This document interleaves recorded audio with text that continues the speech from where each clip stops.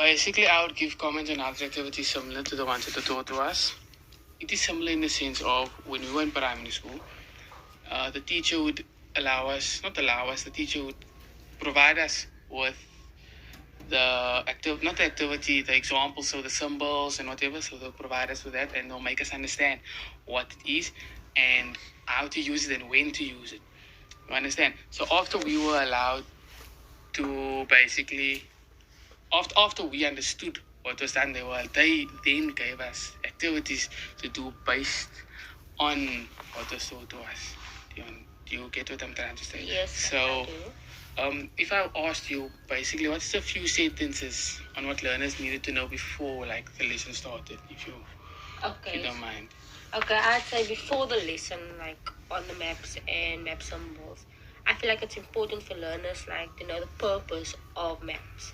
So I feel like they should know these things because it helps us to find places and also gives us information like about the physical features Yep. of an area. Yep. So I think they should be familiar with directions as well, like your north, your south, your east, your west. Those are directions I feel like they should be familiar with. They should also be familiar with street names, and also like things like the hill that they also an activity, your sports stadium. They should know what it looks like in the real world, so they must have seen it before. So I feel like maybe even putting it on the board, like drawing it on the board, will also give them like a better understanding or help them remember what you're talking about. Do you understand? Okay, so how has the teacher scaffolded or supported the learner in this activity? So in this activity, the teacher supported the learner. Basically, in my understanding, is they explained it to them, explain what the difference is, what the different symbols are.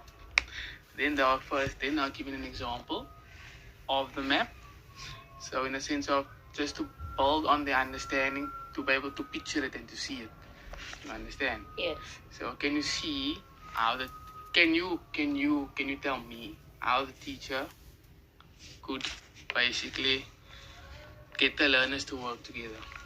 Okay, so if we are going to according to each activity outside within the two activities, they are ways to allow learners to work together. So either in groups or even pairs. So I'd say in activity one, teacher could have allowed the learners to identify the positions of places on a map with their partner that they are paired up with. So as I was saying that they were paired up with, it would be easier for them to find the place with the partner. And then if I must say in activity two, learners could work together, drawing a sketch plan, as it will be easier like if they work together with a partner. The partner might know the area better than that learner. So that's why I feel like if they work together, someone might know something that the one don't know. So that's why I feel like if they work together, they can always combine the answers. And yes. So okay, so if you look at the order of those activities, right? Yeah. Would you say that the sequence of those activities is meaningful? Okay, so basically the activities that were given in this assignment, for me, it was meaningful in the sense of it first allowed the learners to be able to identify and understand how the symbols looked and how they are used before they were allowed to start their own activity. So basically, it was first they were provided with the examples of the place on the map. So basically the symbols, they were provided how a hill looks, how a stadium looks, the clubhouse, etc., etc., etc. Do you understand? Yes. So they were first provided with that before they were given their own activity to be able to identify or to create their own map, basically. Do you understand? Yes.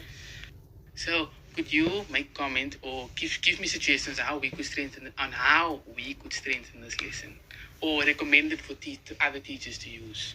Okay, if I have to say on how this lesson could be strengthened, I would have to say like providing like different varieties of resources. Yes. The resources are the best things to have, like because every learner learns differently, right? Yeah. But I must say, like, visual learning is the best. Like, I feel like visual learning is the best. And making things interactive, okay? So, stuff like videos and PowerPoints. Like, learners love seeing things They love, that's just how they learn better. But like I said, every learner is different. So I would say like also encourage, allow them to engage more in the lesson. Like have group activities. Like they love that. They love talking with their friends and then talking to the teacher. That makes them even more confident within the lesson. So okay, I'd also say it also builds their communication skills. Like they'll feel, like I said, they'll feel more confident, so they'll speak more to the teacher as well as their friends. Okay, so another way I feel like is like integrating with other subjects. Like use maps in another subject. Like integrate the lesson. Like I would say integrate the lesson with, for example, history, so that they can like analyze a historical map, as it enhances like the relevance of map skills and like broadens the learner's understanding. Okay, so that is the end of our discussion on maps and map symbols. Thank you very much.